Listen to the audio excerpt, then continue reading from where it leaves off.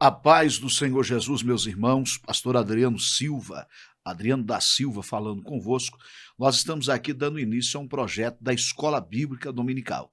Como é conhecimento dos irmãos, nós somos pastores, dirigente de congregação, mas também conferencista, onde atendemos algumas agendas pelo Brasil falando do amor de Deus. Como pastor de igreja, nós queremos deixar aqui a nossa contribuição para a próxima aula do domingo da Escola Bíblica Dominical. Nós estamos aqui com alguns materiais que nós usamos para ministrar a Escola Bíblica Dominical na nossa classe, na nossa superintendência. Nós temos aqui o livro de apoio, isso mesmo, o livro de apoio à igreja em Jerusalém, escrito pelo pastor José Gonçalves. O livro de apoio ele é um comprimento maior, mais abrangente, para que possamos, então, passar para os nossos alunos o ensino com excelência. Nós também, sempre que vamos montar a nossa aula de Escola Bíblica Dominical, temos a declaração de fé da Assembleia de Deus, como um manual rápido, acessível, para consultarmos as doutrinas da nossa igreja. Estou usando a Bíblia Sagrada, ela é indispensável, a Bíblia Sagrada. Todo o ensino da escola bíblica é pautado, é extraído na Bíblia Sagrada. Também, irmão, eu sempre busco informações na revista Ensinador Cristão. Ela tem alguns artigos que vai ajudar na hora da elaboração da aula. Eu uso a revista de professor, uso essa em sala de aula, edição ampliada, devido à idade, o desgaste da vista, então nós sempre usamos elas, que aí temos a liberdade de tirar o nosso óculos algumas vezes e poder ministrar. Deus abençoe os irmãos. Nós queremos falar aqui um pouco sobre a Escola Bíblica Dominical, a sua origem, como começou a Escola Bíblica Dominical e a sua importância para a igreja atual, a igreja odierna. A Escola Bíblica Dominical, ela vai começar por volta do ano de 1780. Ela começa na Inglaterra por Robert Heister. Havia algumas crianças que lá estavam totalmente marginalizadas. Então ele vai levar o ensino da palavra de Deus através do domingo de manhã, ele vai sistematizar uma escola. E isso trouxe libertação, trouxe bênção através da leitura da palavra de Deus. No Brasil, em 1855, Robert Heiler e Sarah Heiler, eles iniciaram a EBD aqui em solo brasileiro, no Rio de Janeiro, na cidade imperial. Deus abençoe a todos os irmãos, alunos da Escola Bíblica Dominical. Nesse trimestre, nós estaremos falando da Igreja em Jerusalém. Doutrina, comunhão e fé, a base para o crescimento da igreja em meio às perseguições. Nós teremos aulas brilhantes. Vamos começar com a aula de hoje.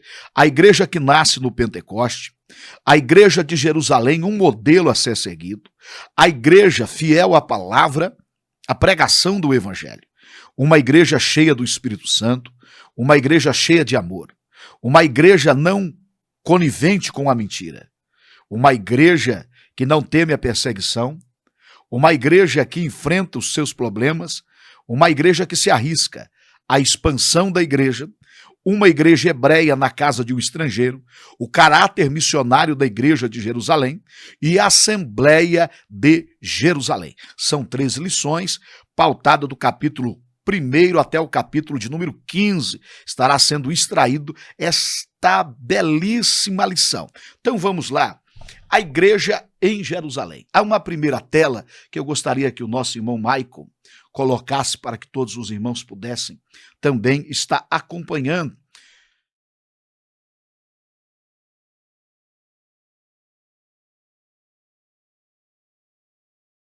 Pentecoste. Vamos passar para a segunda tela.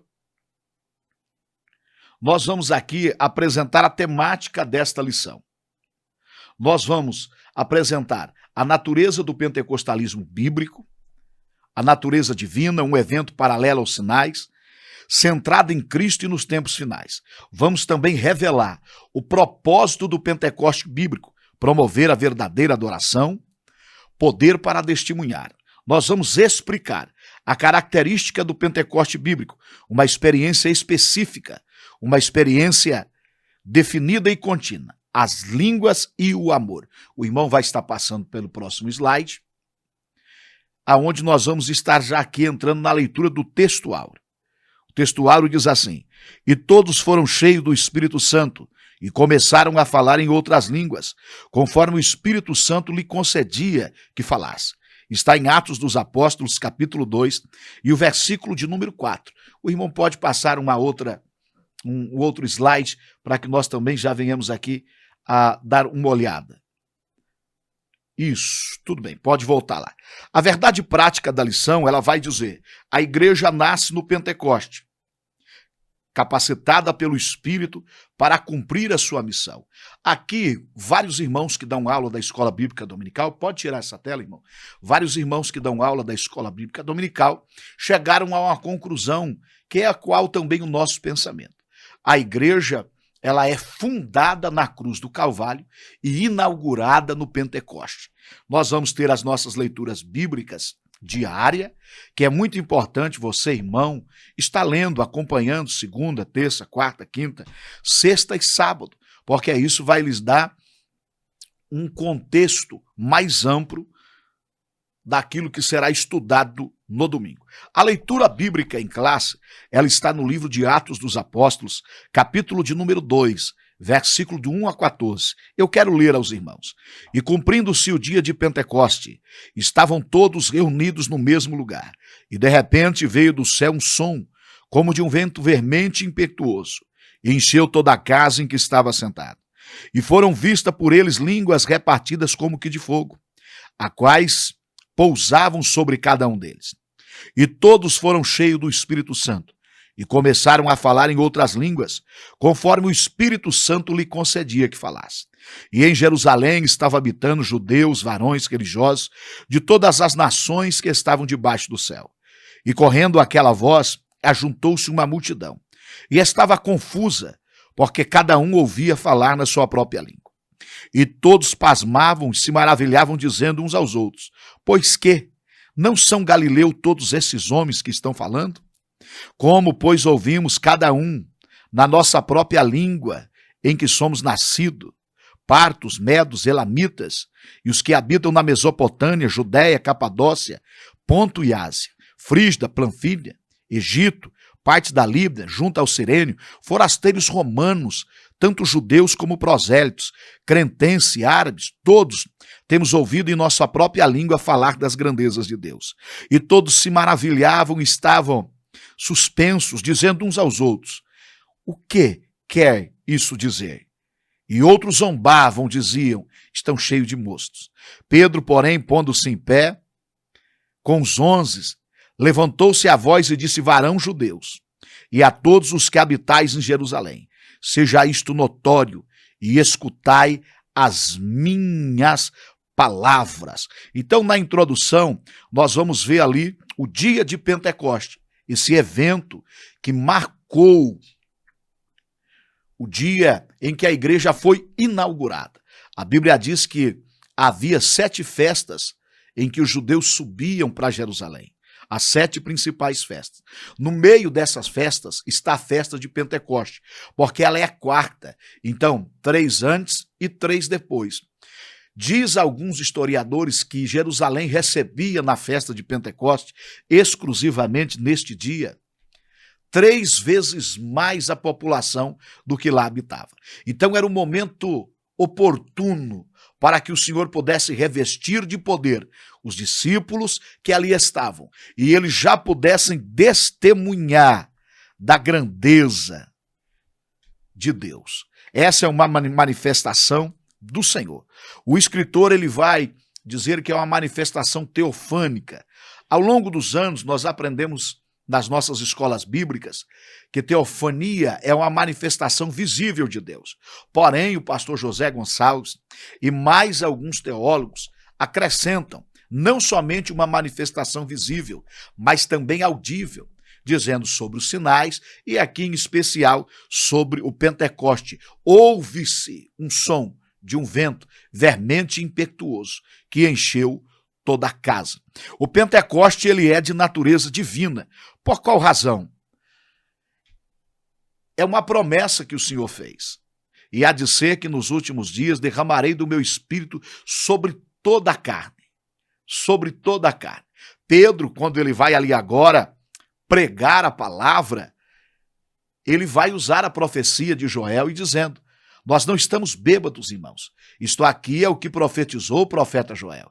Ou seja, ele está dizendo, esses homens estão cheios do Espírito Santo. Olha só que interessante, é algo tremendo. É um evento paralelo ao Monte Sinais. Assim como nos Sinais, onde a presença de Deus tornou real, como uma das experiências mais marcantes da história do antigo povo de Deus, de uma forma muito gloriosa e profunda, o Pentecoste marcou o encontro do Espírito Santo com a igreja. Pentecoste, portanto, é a experiência do Espírito Santo. Lá no Sinal, a letra foi dada escrita, lá nos Sinais, a letra foi dada escrita em tábuas de pedra. Aqui no Pentecoste, a palavra de Deus foi escrita nos corações. No Pentecoste, o Senhor está inaugurando a sua igreja. É como se tornasse ali uma casa de profeta, porque a igreja ela vai profetizar. Agora, lá nos Sinais, o Senhor está chamando a nação de Israel a ser uma nação sacerdotal, santa e separada. Ou seja, o ministério sacerdotal é inaugurado no Monte Sinais conforme Deus entrega a lei a Moisés. Já agora a igreja, ela é tida como uma casa de profeta. Por quê? No Antigo Testamento, se alguém quisesse, ele teria que ir adorar a Deus em Jerusalém. Agora não. Os verdadeiros adoradores adoram o Pai em espírito e em verdade. E a missão da igreja agora é ir. O Senhor mandou a igreja ir profetizando. Então, ao receber essa capacitação do Espírito Santo, a igreja se torna uma agência missionária. A igreja se torna agora uma comunidade de profeta. Se a nação de Israel era um reino sacerdotal, a igreja é uma comunidade de profeta. É algo tremendo. E ele descreve esse evento aqui com grande clareza. E logo depois, ele vai falar sobre o propósito do Pentecoste. Promover a verdadeira adoração. E também dar poder para que possamos testemunhar. O Espírito Santo, ele nos dá condições de estarmos adorando a Deus em espírito e em verdade. A adoração no Antigo Testamento, já para a época a qual Jesus está ali, ela é uma adoração farisaica, arcaica, cheia de rituais, mas que não podia fazer com que a presença de Deus habitasse dentro do homem, ou seja, dentro de todos os homens. No Antigo Testamento, o Espírito Santo ele vinha sobre reis, sacerdotes e profetas. Já aqui, quando o Espírito Santo vem, a Bíblia diz que ele vem sobre todos os que estavam ali. Sobre todos. Sem fazer distinção de servos, de escravos, de cor, de judeu ou gentil. Olha que interessante. De homem ou de mulher. Lá no Antigo Testamento ele vinha sobre pessoas que eram nascidas em Israel. Ele vinha sobre reis, sobre sacerdotes. Agora não. Agora ele vem sobre a sua igreja, independente do sexo, da cor, da posição social, da hierarquia a qual pertence. Então, ele veio para nos conduzir a uma verdadeira adoração. Lembrando que uma igreja pentecostal não é uma igreja bagunçada. O poder do Espírito, a manifestação do Espírito, nada é em nos dar condições de adorarmos a Deus em espírito e em verdade. Não de fazermos bagunça, não de fazermos um desequilíbrio no ambiente a qual nós estamos. É preciso tomar cuidado e resgatar que a verdadeira adoração, ela não causa confusão, ela causa paz e harmonia dentro do ambiente a qual nós estamos. Também, nós vamos ver que aqui sobre o poder para testemunhar. O Pentecoste tem uma dimensão escatológica, pois aconteceu antes de chegar o grande dia do Senhor. No entanto, esta realidade dos últimos tempos não significa que a igreja deve ter uma visão escapista, ou seja, deseja fugir do mundo a qualquer custo. O Pentecoste não foi dado para que os crentes se isolem, mas para que fossem capacitados a testemunhar e a viver no mundo até a volta de Cristo. A igreja deve guardar com esperança, mas também cumprir a missão até o fim. Para cumprir esta missão, ela necessita de poder para testemunhar. De fato, isto é o que aconteceu depois do Pentecoste. O dínamos, recebereis dínamos, dinamite, recebereis poder. Então, logo que a igreja recebe esta manifestação de Deus, a igreja agora está recebendo um poder sobrenatural, uma capacitação sobrenatural para poder anunciar o evangelho.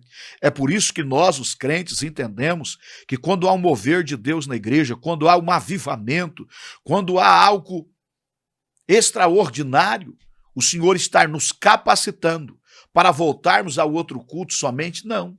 Para nos alegrarmos somente neste momento? Em hipótese alguma. Há algo mais além. O Senhor está nos capacitando para pregarmos o evangelho com ousadia.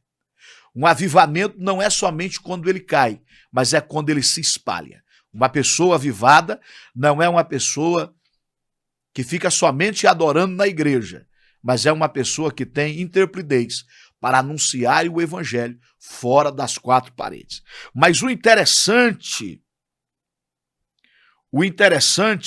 é que o Pentecoste ele só vem após a cruz.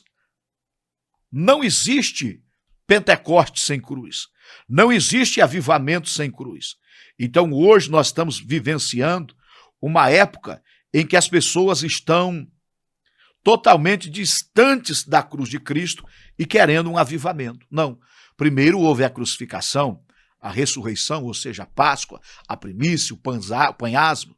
Depois houve o Pentecoste. Trazendo para os dias atuais, para a igreja, é impossível ser avivado sem ter passado para a cruz.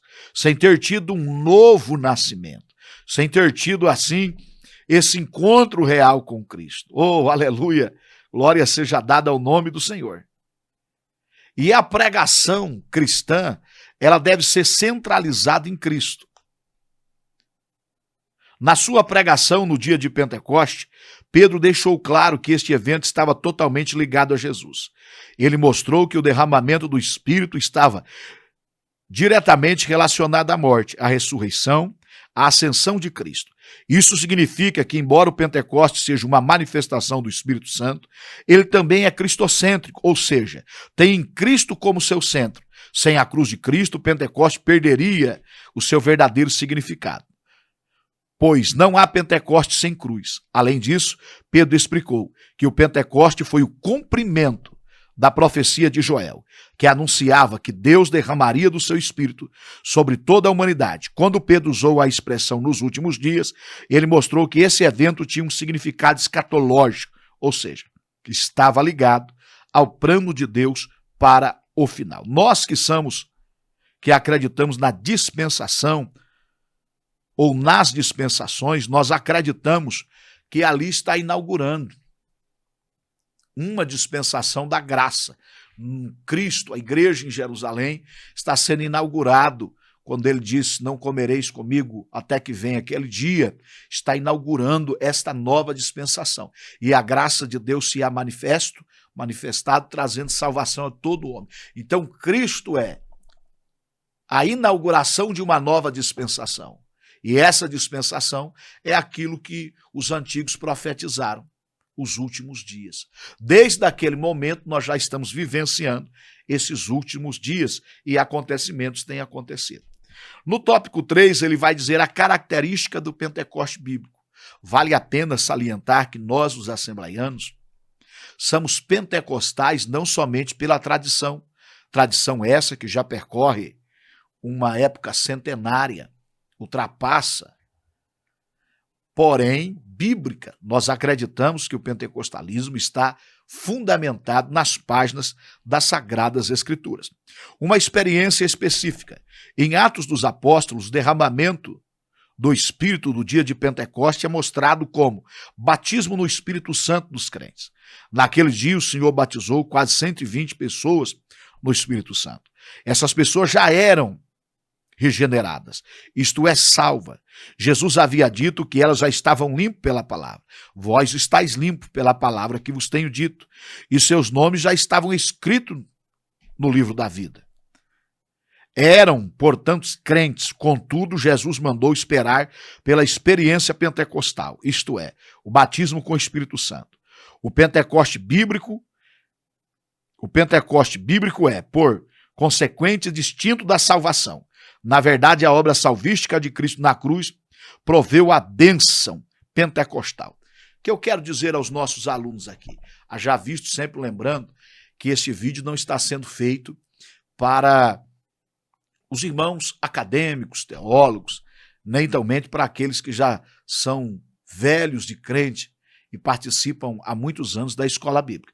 Nós temos a intenção de atingir a nossa congregação, que é uma congregação de apenas 7 anos, e também os irmãos novos convertidos que ali estão.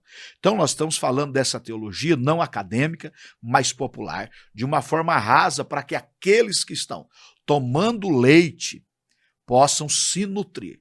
Então eu quero explicar aqui como nós, os assembleianos, cremos. Nós acreditamos que no momento da regeneração, nós temos o Espírito Santo. Nós somos ali salvos, justificados e santificados. Mas nós acreditamos num revestimento de poder. Eu estou vestindo essa camisa, mas esse terno está me revestindo. Então nós cremos que a distinção entre o momento em que aceitamos Jesus e passamos a ter o Espírito, ninguém diz que Jesus é Senhor se não for para o Espírito Santo.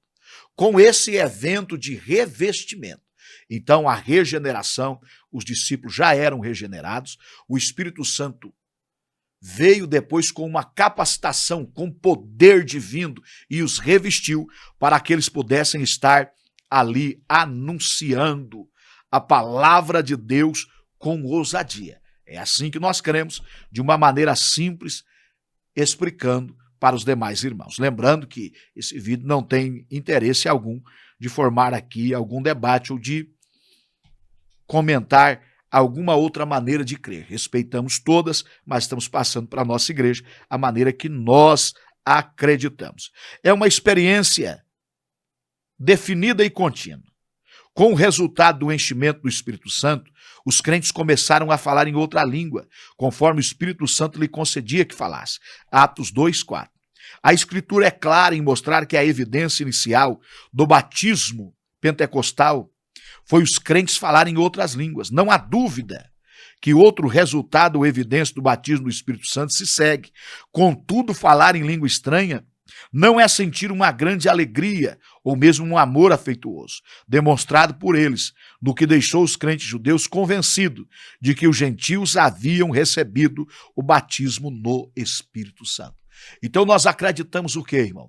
Como evidência de falar em línguas estranhas, é que nós estamos sendo batizados com o Espírito Santo. Ou na ordem correta, evidência que somos batizados com o Espírito Santo é que falamos em línguas estranhas. Isso é uma crença nossa, assembleiana. Pastor, alguém tem o Espírito Santo se ele não falar em línguas estranhas? Nós acreditamos que sim. Desde o momento que a pessoa aceita Jesus, o Espírito Santo já está, ela é filha de Deus. Mas nós cremos nesse revestimento de poder, aonde o Senhor entrega a ele o dom de línguas estranhas, e nós chamamos isso de revestimento, literalmente. Ele está sendo revestido para fazer a obra do Senhor. Aqui, o comentarista, ele deixa uma nota que eu quero ler.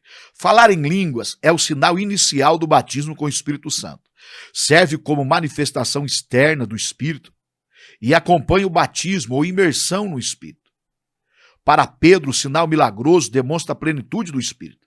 Ele aceita línguas como evidência de que os 120 foram cheios com o Espírito Santo. Como sinal inicial, as línguas transformam uma profunda experiência espiritual num acontecimento reconhecível, audível e visível. Os crentes recebem a certeza de que foram batizados com o Espírito Santo. O próprio Jesus não falou em língua, nem mesmo no Rio Jordão. Sua unção especial foi normativa para o seu ministério, mas o derramamento do Espírito Santo em Atos 2 é normativo para os crentes. A distinção entre Jesus e os crentes é que ele inicia a nova era como Senhor. João Batista, ele diz, aquele que vem após mim vos batizará com o Espírito Santo e com fogo. Então Jesus era quem batiza, porque se nós acreditamos que o Espírito Santo é Deus, Jesus também é Deus, assim como Yahvé é Deus, Deus Pai, Filho e Espírito Santo, ele é quem batiza o crente com o Espírito Santo. Ele é quem reveste o crente com esse poder. Então, Jesus, alguns vão falar, mas Jesus não falou em língua estranha. Até porque ele estava ali antes da cruz, não havia necessidade nenhuma de capacitar para que se fosse falado em línguas a qual os outros humanos ouviriam no idioma nativo as grandezas de Deus. Porque como Deus, ele conhece todas as coisas e ele poderia falar qualquer idioma. Jesus não era limitado ao hebraico, ao aramaico, ao grego, qualquer idioma que existiu, que existe até os dias de hoje, que já se perdeu, ele como Deus conhecia. Agora, os irmãos precisavam desse revestimento, dessa poder de Deus, que se você vai ver no livro de Atos, capítulo 2, eles começam agora cheio, com graça, com poder, a anunciar na língua daquele pessoal que estava lá. Há um pessoal lá para aquele evento do Pentecoste, para aquela festa, e todos eles começam a ouvir das grandezas de Deus na sua própria língua. Então, por que é que Jesus ia precisar desse revestimento? Para falar na língua dos nativos? Não. Como Deus, ele conhecia todas essas coisas, todas essas línguas, desde a eternidade. Glória seja dada ao eterno nome do Senhor. Pastor, batismo com o Espírito Santo é para os dias atuais? É uma pergunta que com certeza vai surgir. Sim, o batismo é para os nossos dias. Nós, assembleianos, acreditamos na continuação, na continuidade dos dons espirituais. Nós não acreditamos que eles se cessaram, mas sim que os dons são para hoje. Batismo com o Espírito Santo, cura divina, dom da ciência, enfim. Os dons espirituais, os dons ministeriais, os dons de Deus, todos eles são para hoje. Mas o que? Jesus diz, ficar em Jerusalém, ou seja, vai buscar, até que do alto seja revestido. Eles estavam lá orando, e aí o Espírito Santo veio, encheu. Interessante que antes o Espírito vinha e voltava. Agora não, é como soprar. O Espírito soprou dentro do homem e agora ele permanece. O Espírito Santo não foi embora após aquele momento. Ele permanece. Jesus disse que ia para o Pai, mas enviaria outro Consolador. E ele estaria conosco, está até hoje. Nós temos tido experiências ao longo dos anos de muitos irmãos que são batizados com o Espírito Santo. Eu fui batizado com o Espírito Santo em 1998. Deus me deu graça, me capacitou, Deus nos dons espirituais, e nós estamos aí hoje fazendo a obra do Senhor, pregando o Evangelho, ensinando e também cuidando da noiva do Senhor. A experiência de irmãos que foram batizados nas mais diversas faixas etárias. Há pessoas que já ali na casa dos 80 anos receberam o batismo com o Espírito Santo, esse revestimento, e começaram a falar em línguas estranhas. Há outros, porém, que ali na meia-idade, 30, 40, 45 anos, foram batizados. E há aqueles na juventude, como eu tinha 13 ou 12 para 13 anos, quando fui batizado com o Espírito Santo, mas nós conhecemos irmãos na nossa igreja mesmo. Esses dias Jesus batizou ali algumas crianças com o Espírito Santo na faixa etária dos 8 aos 7 anos. Isso é coisa que ainda é para os nossos dias. Nós estamos vivendo, dentro das nossas igrejas, um período diferente e até mesmo assustador, aonde o batismo com o Espírito Santo ficou condicionado alguns eventos, algumas festas, e por muitas delas passam-se congresso de ciclo de oração, banda coral, juventude, conferências, e não há nenhum tipo de batismo com o Espírito Santo.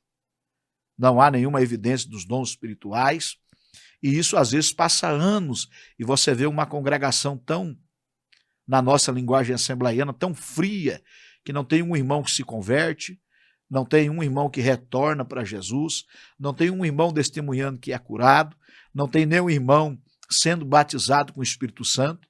Se isso está acontecendo, nós, como obreiros, temos que ligar alerta, irmos orar, pedir a Deus que reavive a nossa vida e que incendeie a nossa igreja, avivando os irmãos, porque o batismo com o Espírito Santo ainda é para os dias atuais. A igreja, ela nasce no fogo.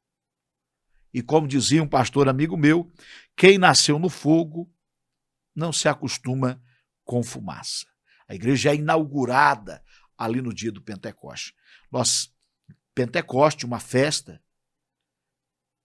50 dias, eles estavam ali adorando, buscando ao Senhor, festa da colheita, como ela foi também conhecida, e nesse momento específico, o Senhor resolve cumprir a promessa de Joel, derramando do seu Espírito sobre toda a carne. Que Deus nos dê graça para que sejamos cheios do Espírito Santo e que a bênção de Deus venha estar na nossa vida. Nós, os assembleianos, sempre fomos diferenciados por falar em línguas estranhas. É preciso tomar cuidado. Esse é o momento de adoração, é o momento de santidade, é o momento de respeito. Me lembro quando criança, nós tínhamos uma reverência muito grande quando alguém sentia-se uma visitação de Deus e na nossa igreja proferia algumas palavras em línguas estranhas. Sempre procurávamos entre os nossos irmãos alguém que interpretasse aquilo. Isso era coisa linda. Nós vivenciamos isso de uma forma espetacular. Porém, hoje, chamamos a atenção para esses que brincam. Brincam em live, brincam até mesmo na rua, brincam falando em línguas estranhas. Isso precisamos tomar cuidado. Deus é santo, a sua palavra é santa, tudo que se refere ao Senhor é santo. A igreja não é um local de stand-up. A igreja é um local de adoração. Línguas estranhas não é uma brincadeira.